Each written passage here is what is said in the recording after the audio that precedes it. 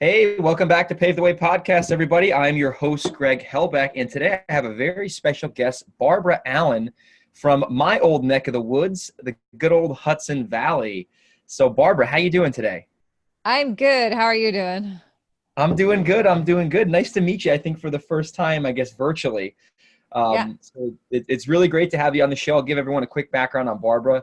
She is the co-founder of American Snippets, which is a personal development company that's really kind of in the personal development and personal growth space. They have a great podcast out called the American Snippets podcast, Yep. and they have a cool event coming up called the Great American Summit. And Barbara is a Gold Star wife. She lost her husband in Iraq, and now she is out to empower other people to help kind of encourage the American dream. So I really thought it was relevant and special to bring Barbara on the show today, because I have a lot of business people. I have a lot of real estate people on my show, but in the title, it's real estate, business, and personal development. So I'm always bringing on other guests in other areas to get their perspective so we can all grow together. So I felt like Barbara would be a great fit.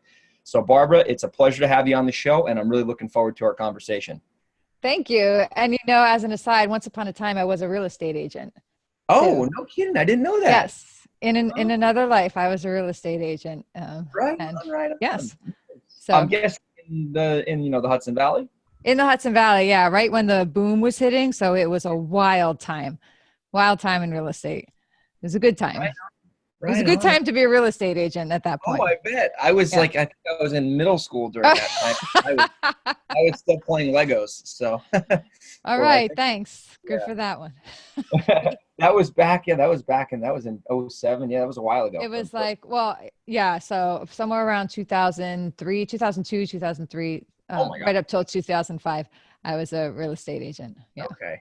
But definitely a good time to be a real estate agent back in the day before the market crashed. So Uh-huh. awesome. So Barbara, I'd love to get into kind of your story and just kind of your journey so far. So I'll just kind of hand over the mic to you and kind of let you take over, kind of talk about your story, your experience, and then we can just start to kind of go down some rabbit holes as we explore this conversation. All right. All right. You stop me whenever you need to. But Yeah, for sure. so, yeah. So back then in 2002, 2003, I was a real estate agent because, as a lot of people are drawn to the business because of the flexibility, and the ability to get out of it what you put into it, right? So at that point in time, I had three and a half, I think I was right, three, and then I was pregnant, with tiny children. And my husband was in the National Guard. He was a teacher as well, but he was in the National Guard. And after, after first kids started coming, you can't maintain your regular work, right? I had a regular job, couldn't afford it. Real estate seemed like a great way to make a living, do it on my own schedule, my own time. I would bring my kids to the showings. It was like Yeah. mayhem, but people got into it. People watched my kids grow up because real estate sometimes takes a long time when you're an agent. But I was doing great. Things were taking off. I had partnered with another agent and we were flying high and finally just made it through tough financial years with four tiny children. Now they were 6, 5, 3, and 1. And my husband and I had just bought our first house. And finally, like, we had turned that corner and we just said, oh my gosh, everything is now going to be okay. We made it through these difficult years financially and, with small children and personal things going on. And we just had to make it through his deployment to Iraq. And we said, one deployment and then he'll be back and then we can move forward with our lives. And financially we were okay. And like, this was it. This was our last hurdle to get through. And he actually deployed on Memorial Day in 2005. And 10 days later, he was killed in Iraq. Oh my. He was killed by another soldier. It was a murder. So it was, I don't know. I mean, trauma is trauma and pain and loss and grief and more, but it was compounded for us when we found out that it was a fellow soldier that killed my husband and the commanding officer. And that right there, just my life, stopped that day. And I had to build a whole new life. So I had a couple different lives since then. Oh, Yeah. So it was rough. It was very rough. oh my goodness. Yeah, and that's why I mean Barbara, she's got a very powerful story, and I feel like she'd be a great fit for the show. So everything's going well. You got the kids, you got the husbands in Iraq, and the thing is, you thought it was just going to be like kind of once he got through Iraq, then it was like he Yeah. comes back and it's like it's all good. Yeah. and, went to Iraq, and unfortunately that happened. So, Yeah. I mean, it's a tough conversation for me to have with you. It's like, this is very personal, you know what I mean? So Yeah, it's heavy. yeah, like we'll kind of like take this, we'll try to like make this, I guess we'll It's try not to, all terrible. It's not all yeah, terrible. It's not, yeah. yeah. Well, so after the initial, I mean, obviously that's terrible. So a lot of, a lot of grieving, a lot of that, a lot of terrible things. So as you started to transition from, you had to accept that, happened to you and your kids, and you had to start to transition now to like, okay, now what are you going to do to kind of build your life back up? And what were kind of the first steps that you took to overcome this after the initial, Yeah. part of this Well, situation? so for us, again, nothing it was simple. So it's terrible enough to deal with the fact that, your husband has been killed. And I know a lot of military widows, and Yeah. it's terrible for everyone. But for us, then there's the murder. So that drew us into a 3.5-year court martial process against the guy that killed my husband and the commanding officer. So, one day I'm a mom and a wife, and I'm a real estate agent, and I'm scheduling appointments, and I'm doing this thing, and I'm trying to get my groove on. And then I'm planning a trip to Kuwait so that I can sit in the first hearing in the room with the guy that killed my husband. It was like my life just, Yeah. I didn't recognize it. So for 3.5 years, I couldn't work, I couldn't do anything because I was just, I went through it. I was like suicidal and depressed and upset, and I couldn't get myself together. I let somebody into my life I shouldn't have.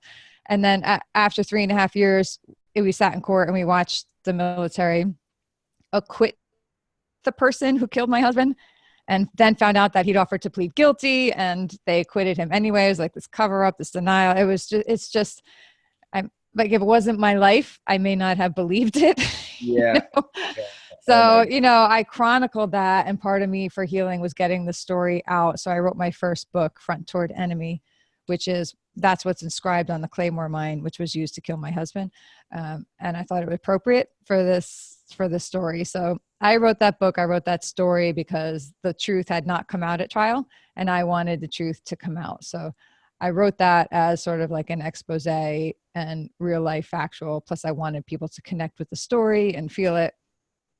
And that was one of the first things, my first great accomplishments, I think whenever you're something, you're down and you're questioning things, and you just lose that motivation. What I always say, anything you can accomplish helps you reverse that tide. Right. So yeah, you get those little wins and they start to add up. You have to get a win. You have to give yourself a win every day. I don't care if you make a to-do list and it's like, I'm going to do, for anything from like 5 loads of laundry to I'm going to write the first chapter of my book. So I'm going to make that cold call. I'm going to do this. I'm going to do that.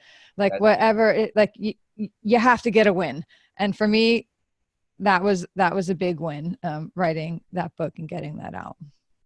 Wow. So you decided, and it's, I haven't written a book yet, but it does not seem like a very easy task. So I really, kind of admire how you had that terrible thing happen to you. And I didn't know he was murdered by someone. I didn't know that. Surprise. I had no idea. I mean, my goodness. So you took that terrible situation, that negative experience, and you started to, what's Tony Robbins say, or it's life happens for you, not to you, or something like that. But basically you took the negative, you found a way to transfer that into something. Obviously that situation is negative and there's no positivity with that, but you tried to take that and now turn it into something positive with writing this book and then inspiring other people. Right. Yeah. So like, what was that process like? Like what made you like really want to go out and write that book? And then what's kind of like the key points on that book? If we're going to take the 20% of that book that we can get 80% value from, like let's talk about that 20% of that book. Well, for me, the first part of that was for a little while, it was revenge that drove me. And I was convinced I was going to write this book, and accountability was going to be had. All the people who lied along the way and covered this up were going to be out. But, none of that happened, because it's just that's a big entity, right? And those are big people, and that's a Goliath. So the book alone didn't do that. But I was also getting my master's in criminal justice at the same time. Okay. So I was learning the process. I wanted to learn the the process. I wanted to learn the legalities of it. I wanted to understand the procedure and the process so that I would be more credible when writing the book and more knowledgeable when writing the book. So if you're going to write a book, especially if it's a nonfiction, you need to absolutely be sure you know of what you're writing, right? You can't just be this ranting. It couldn't come off as just the bitter rantings of me, right? So I wanted to be able to properly classify. So it took a lot of research, a ton of research to do that book, and a ton of angst, and I had a Pulitzer nominee helping me write that first chapter and get my writing skills, checked off. Yeah. So, but the value of the book, I think I've had a lot of people come to me over the years and say, I read this book. Oh my gosh. First it guts people. They're like, oh, it's so terrible. I can't get through the first chapter. I'm like, I'm sorry. I lived it, but I made it pretty intense. So people feel it, so, I wanted them to feel it, and they're feeling it. Transferring energy. Yeah, totally. Yeah. But I had a JAG officer come to me. I went to another court martial. I started researching these cases, and I went to another court martial because I identified warning signs of soldiers who are going to kill other soldiers or commit violence. And I found these warning signs in 5 or 6 cases. I identified them, charted them out and all this, but part of that was going to another court martial. And a JAG officer came up to me and he said, "You're Barbara Allen, aren't you?" I'm like, yeah, I thought I was going to get thrown out of the court. Like, well, I'm, I'm like, why? Who's asking? Yeah. And he's like, I just read your book and it will never leave me. He said, I know the law. I know how to do these cases, but for me now, every time I deal with a family, I'm going to deal with them differently because I read what it was like for you to go through this as a family member. And I will keep the story in mind every single time I deal with a family member or work with a family member surrounding a crime in the military, a victim or survivor. He said, I will deal with them differently. And those are the things that get to me. I was like, if I never heard anyone else from that one book, so, from anybody else on writing that book, just knowing that your book, your work can reach one person that way and it's going to stay with them. And I've had a lot of those people come forward to me over the years. Like, this is how your book impacted me. So they learn what it is. It's an awakening. People don't think that anything like that will happen in the military. And I was very careful to walk the line between, it's not just an all-out bashing of the military.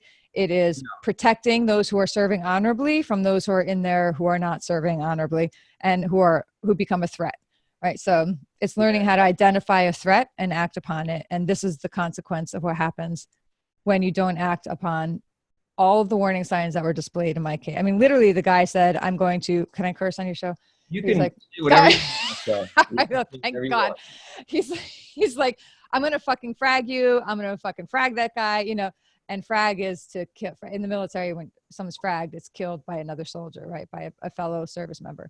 And he literally said he was going to frag the commanding officer, and people just kind of let that go, So for me, it was educational. So it's learning how to identify the signs and the consequences of what you don't, and letting people know that something terrible happens to you, you're not the only one who goes down, but you got to get back up. Wow. This is just a powerful show. I mean, if it's like normally our kind of like, it's like we're talking about deals. It's like this, I wanted to bring you on. This is such an important topic. And like this stuff, your story, it's so powerful. And especially, being very good friends with Dave, and hearing your story through him, it's like, it's amazing what you've been able to overcome. So I want to kind of go back a little bit here. And I didn't know until this conversation that your husband was killed by another soldier. And I mean, would we be able to spend maybe a couple minutes just kind of talking about that? Because that's just, for me, it's like, I'm just very curious about that. Not in like a good way, but like you wouldn't think that would be the case. So like because you're an expert in this. So number one, how common is this? And like, what are some indicators and some signs? And like, how does the military allow somebody to get through that system and then get overseas and literally be like, just as bad as the people you're fighting? Like for me, that's like, oh my God, like it's crazy. But I mean, you're the expert. So I'd love to kind of see what how that kind of works, because it's very scary. So it is scary. And for me, like, I always just assume that if you're serving in the military, you're an honorable person. Yeah, exactly. And obviously I got a harsh awakening to that, in the worst way. But I think and it still didn't dawn on me. I was still like, are you kidding me? Like, how did this happen? I don't understand. And I'll never forget the day. It was like, I think the day after we were notified and turned into a homicide that I'm sorry, I just got handed something. Dave's doing this. He's messing me up. Dave. Dave, what are you doing? But I'm sorry. I'm sorry. He confused me. So I didn't find out till the day after my husband was killed that, but I was talking with the major who I had known and who knew Lou. And I said, I don't understand how this could happen. I thought everybody who served in the military was honorable. And literally this guy turned and looked at me and he laughed. He laughed hard in my face. Like, what an idiot kind of laugh. Right. And I'm like, what are you laughing at? He's like, the military is just people. They're just people. They're just fucking people like everybody else. And then he goes off on a rant on all the microcosms in the military. There's gangs in the military. There's this, there's that, there's drug dealers, there's blah, blah, blah, blah. Yeah. That was my first awakening. Like, it just never occurred to me. And here was the major who had been like, come to my home to comfort me, like kind of laughing at me, like telling me, no, but actually, no, you're very wrong. Right. So, then I just learned, I studied, I had to become my own advocate. And as I saw the case starting to unravel, we kept being told this is an isolated case. This is an isolated case. This isn't going to happen again. This is an isolated case. But my husband and I had followed a case just before this in 2003 when Hassan Akbar in Kuwait threw grenades into tents and then shot the soldiers running outside. And I was like, look, all of you people in the military, nobody's telling me the truth. You people aren't helping me. I need to talk, find a mentor, right? When you're faced with a challenge, find a mentor, find somebody who's been where you're going, who's come out the way that you need to come out, and learn from them. Like, so help me, like guide me. Right. So even in a situation like this, I found a mentor. I was able to reach out to the widow of a soldier who had just been killed in that case, and that soldier had been convicted. And some of the same members of the prosecution team were on our prosecution team, is going to be in the same courthouse. My husband and I had followed that case together, and I was able to reach out to Terry Seifert, whose husband, Chris, was one of the victims in that case. So, I mean, when you look back in hindsight, there's lessons to be learned everywhere. I didn't know I was like following some kind of template, but find a mentor. Whatever you are facing, find a freaking mentor. Find somebody who's been where you've been. Find somebody who's walking that shoe. Couldn't agree more. And don't think that your situation is so bizarre. There's nobody out there who has gone there, because what a bizarre situation I was in. And I found a freaking mentor, right? So that person was able to guide me through and get me through. And since then, and then I expanded that community, and I have learned that I am not alone. We are not an isolated case. This does happen. Now, the military is huge, right? Hundreds of thousands of people in it. Most of the people in there are, in fact, honorable people doing their job. They want to get home to their family. They believe in what they're doing. They're serving, sacrificing above and beyond. There's a small microcosm of people in there who are creating havoc. There are gangs in the military. There are people who are just dealing drugs, people doing this, people who are abusing citizens in countries where they are. They're human beings. They're subject to the same frailties, right? And in our case, there were warning signs before this guy got into the military that the military overlooked and gave him waivers for this or that because they were desperate for people at that point in time. What were some of the warning signs, if I might ask? He had been fired from a couple of jobs, accused of theft, accused of this or that. He burned his house down to get the insurance money. But, and they knew he did it, but hadn't technically proved it. They found bombs in his basement, so he should not have been in. He failed the ASVAB test, and they gave him mental waivers to come in and work with them. Yeah. He shouldn't have been there. Right. Signs, too many red flags. Too many signs. It was bad. You can't not take somebody who's not stable like that and put them in an intense situation like he was placed in. Right. Yeah. And so, I've learned of other scenarios that are the same. Oftentimes, servicemen, I'm going to say soldier. They're not all soldiers, airmen, Marines, whatever, but I'm going to say soldier in this case. So in a soldier who is going to turn on another soldier will often threaten that. There will often be fights. And many times, like in our case, a soldier is going to be disciplined for something that he was doing. The staff sergeant was our guy, and he was being disciplined. He was like stealing from supply and selling off and, items to Iraqis and just making a general mess of things. And he was being disciplined and chaptered out. That's a huge danger right there. You're gonna be disciplining someone, you're gonna be chaptering someone out. If that person reacts violently, very angrily, gets upset. We see it all the time. It happened just in Virginia Beach recently. So he was fired and he went back and shot and killed 12 people. Right. So they're no different. It's workplace violence. And so any signs you have of workplace violence in the civilian world absolutely need to be applied to the military world. Absolutely need to be applied to the military world. But for some reason, the perception is, oh, he's never going to go that far. He's just blowing off steam.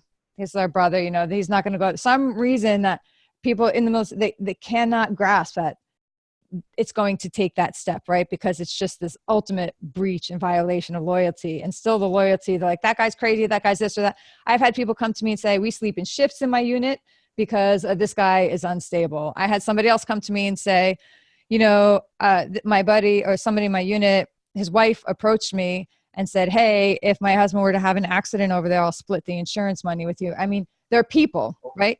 They're humans. They're humans. Unpredictable. They're humans. And you can even get the purest innocent person and put them in the military and expose them to what you're exposing them to. And it's called, like, you know, moral injuries you're committing to these people. They're being, by nature, they're good, kind people, and you're stripping them of that nature and building them up to kill and do terrible things to other human beings as a matter of necessity. You just can't process. And sometimes they just go into overload and they just lose it, right? You can't blame them. Who knows what these people go through on our behalf is extraordinary, and nobody should be asked to do that, but they are. And people that they just cannot, it gets them. The injury becomes so overwhelming that they then start to decompensate a little bit, you know, and they seek help, and the military is like, take a Motrin, get back, stop being a pussy, get to, you know, and then they leave. So there's just so many signs and so many things that need to be addressed and fixed and handled to treat our men and women as human beings first.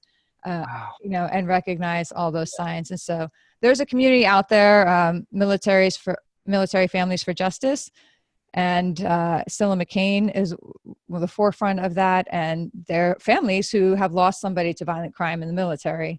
And, you know, the military doesn't like to deal with that. They don't like to deal with the families. They don't like to ask questions. And very often, like in our case, the facts are misrepresented. We don't get the full truth. And, you know, we're labeled this or labeled, I could go on and on about my story and how crazy it is, but there's a lot of that. You know, there's suicides that are called, homicides that are labeled suicides, even when the victim is found duct taped and mutilated. You know, it's called a suicide, or stabbed 12 times as a suicide. They cover it up. It's like, It is. And I mean, in a way, I understand they're trying to preserve the integrity. When you look at the military as a whole, it's bigger than one person, and the machine needs to keep churning, but they're human beings churning this machine, you know, so it's a catch-22. They can't afford to humanize it because we need the military to be full. And if something's gone, cut, it's over, it's out. We need to move forward, mission forward, you know, but at what expense, you know, at what cost? And that's our families. We're the cost. Yeah. Well, Barbara, I had no idea it was, you know, that your husband got murdered that way. I thought it was like a combat situation. So I appreciate you being vulnerable and transparent and open on this show. So before we pivot on to the American Snippets part, I want to just say, like, what are, you know, with that terrible experience that you went through, if you had to pick, you know, I'm going to say one lesson that you learned that now you inspire other people to do. What is that one lesson that you took from that terrible experience that you are now implementing in your life to help yourself and to help others?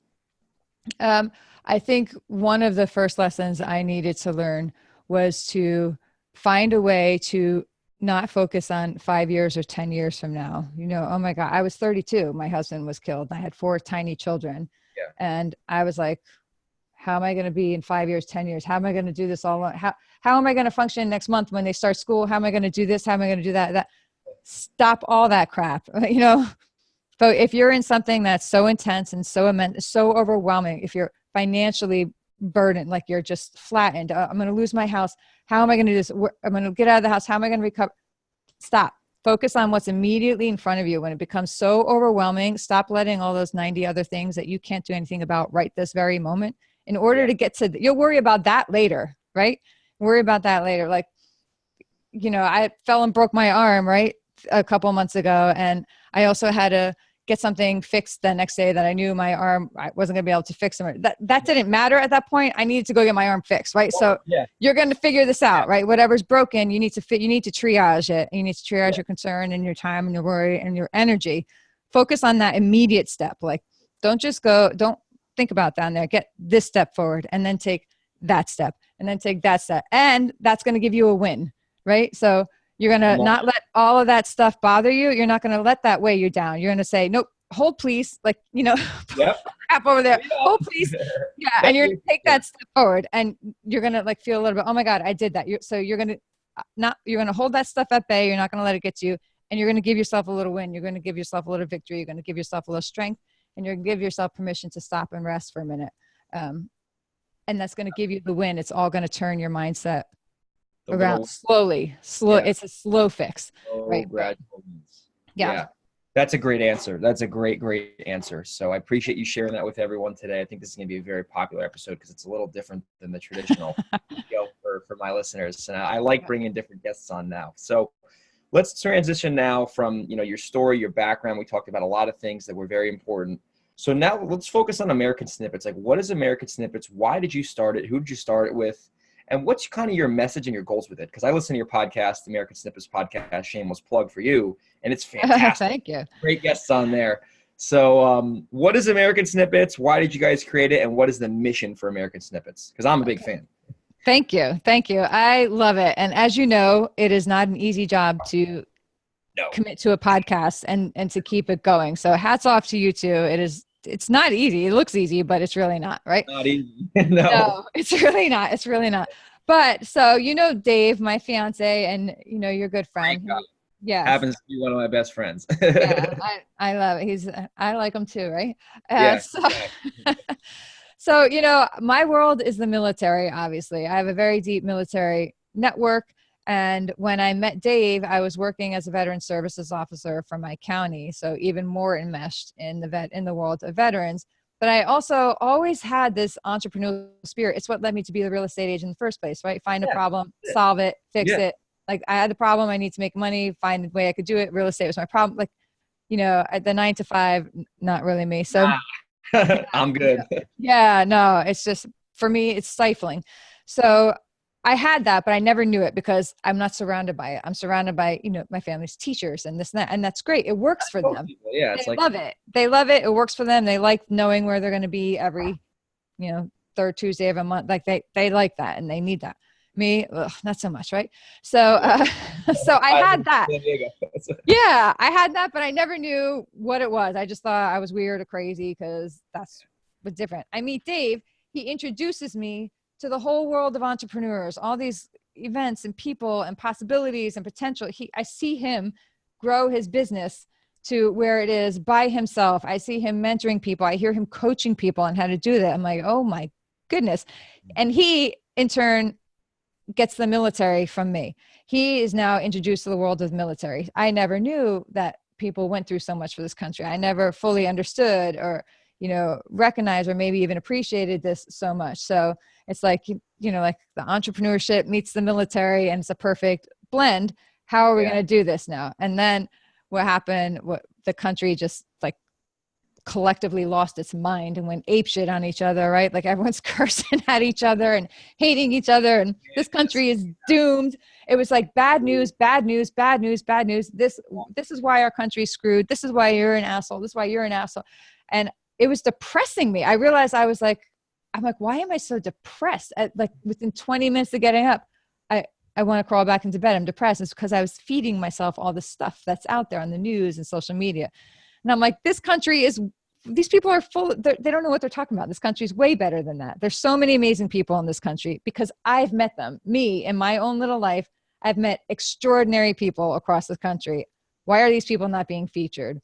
And I talked to Dave about it. I'm like, I'd love to feature these people. We can't do that. He's like, yes, we can. The entrepreneur comes out in him. He says, yes, we can. And we can feature these people and we can turn it value driven and we can create events and we can do this or that. And there's American Snippets. So, yeah. So you guys obviously you started the podcast. So how was that process? Cause I've been doing this for a little bit now. It was terrible. Definitely a good experience.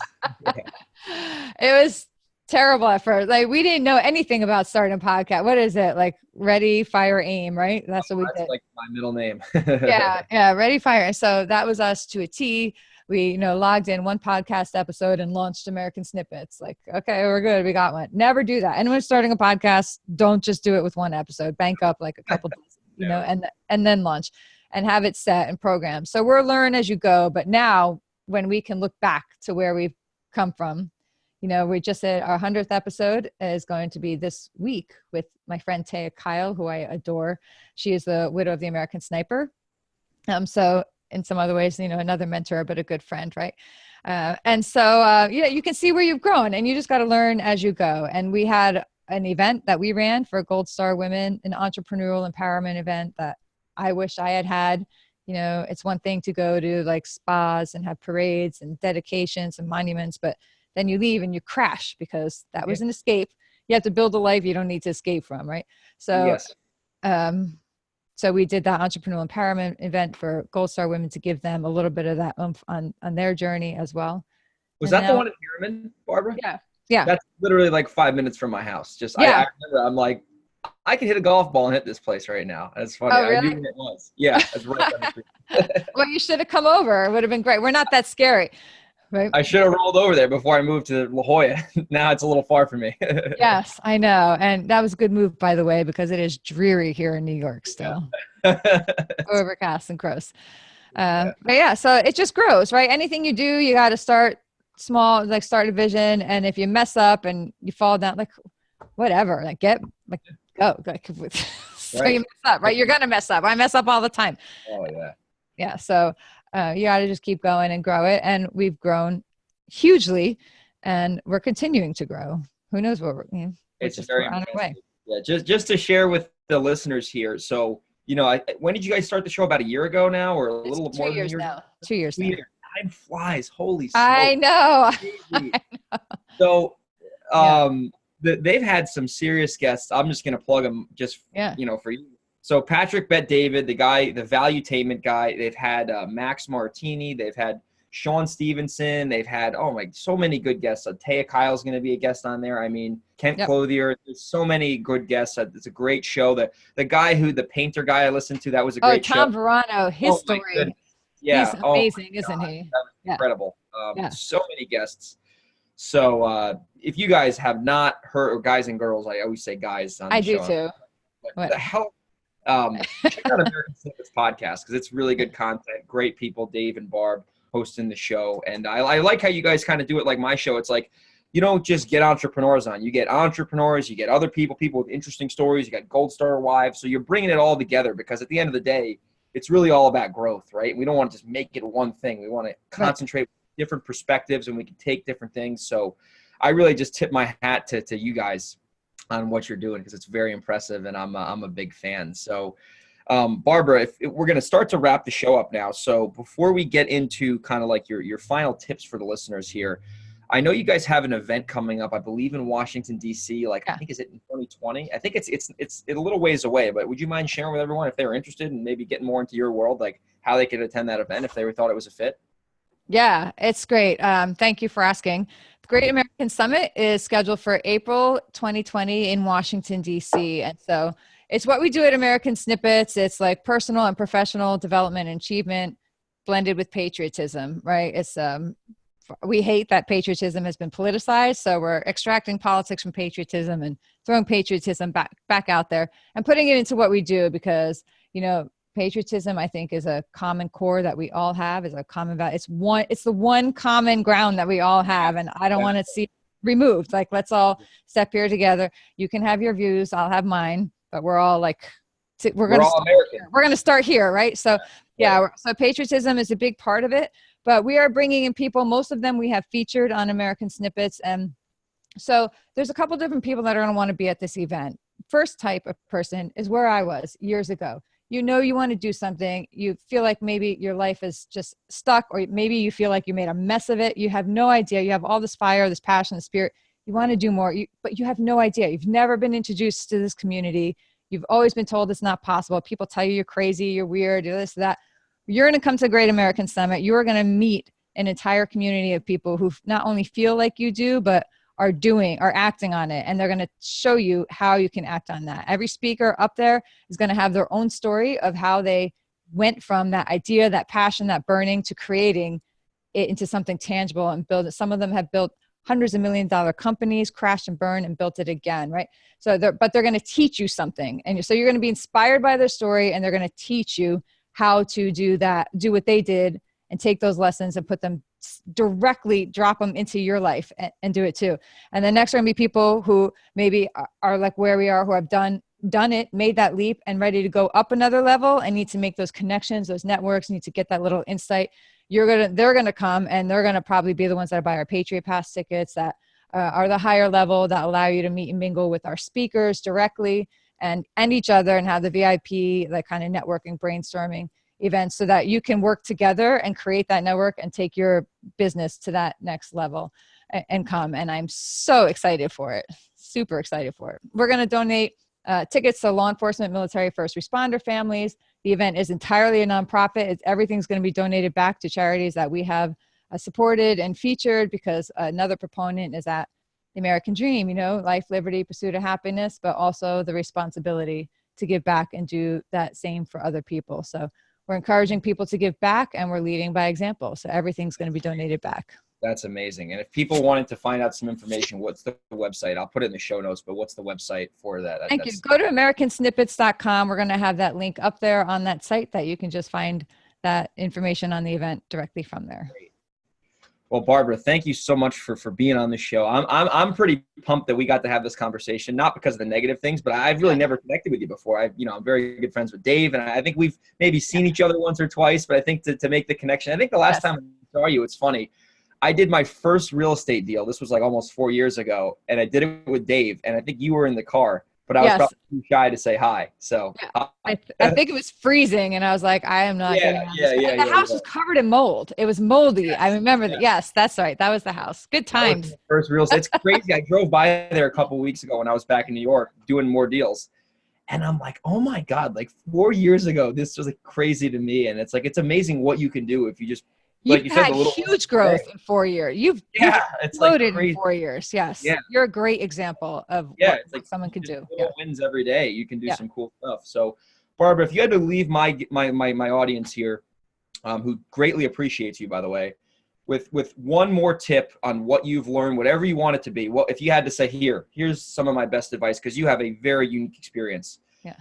So what would that advice be before we wrap the show up? All right. I think mindset sounds cheesy, but it's true. I didn't realize how before my husband died, I set my own self up to fail, right? Because I actually said to him, I can't survive if something happens to you. I need you. And I said to myself, I need him. I'm nothing without him. I am this, I need him. Without him, I am nothing. And I said, if you die, I have no interest in life. Hey, that's a shitty thing to say, shitty, awful, selfish thing to say to somebody about to go to combat, right? Or anyone, to place that burden on them, to place that. But for me, that's the mindset with which I faced my worst nightmare. So your worst nightmare knocks on your door. And instead of equipping myself to handle whatever life comes at me, to understand how to dig into my reserves and be strong and find grace and strength and pray and reach out to people, instead of arming myself with that information in advance, I armed myself with disaster. I said, why would you do that to yourself, right? Why would you set yourself up to fail? But that's what I did. Your own mindset. You don't realize you're doing that every day, right? I'm going to be okay if I get that job. My business is going to take off if I get that meeting. I'm going to be happy if that girl says yes. I'm going to be happy. Oh my God. Stop that right now. I think everyone's go through that too. Yeah. Yeah. So there's just 100 ways that you set yourself up to fail, and you're not even aware of it. So wake yourself up, identify those things you're doing in your life. I'm going to be okay if I need this to, it's all crap. Cut it. I agree with you. It's the stories we tell ourselves are so powerful. So that is great advice, Barbara. And it's an incredible story. And it's so powerful. So, and I have a book recommendation for you. I guess the listeners are obviously going to hear this. You'd like this book a lot. It's called Solve for Happy by Mo Gaudet or something. I read the book recently twice. And I think for anybody, no matter what their situation is, I think because some people get, or have different situations, but recommend you check out the book Solve for Happy. I recommend my whole listeners check out the book Solve for Happy. It's a great book, and you're going to be very happy you read it. I'm saying that for everyone. It's and I hope Dave heard this too. So it's a very, very good book, and I recommend it for everyone. So Barbara, thank you so much for being a guest. It was an honor speaking to you. I respect everything you're doing. And I endorse everything that you guys have to offer with the podcast and the event. I'm a huge fan. So thank you so much for coming on my show, and I hope you have a wonderful day. Thank you. You too. All right. See ya.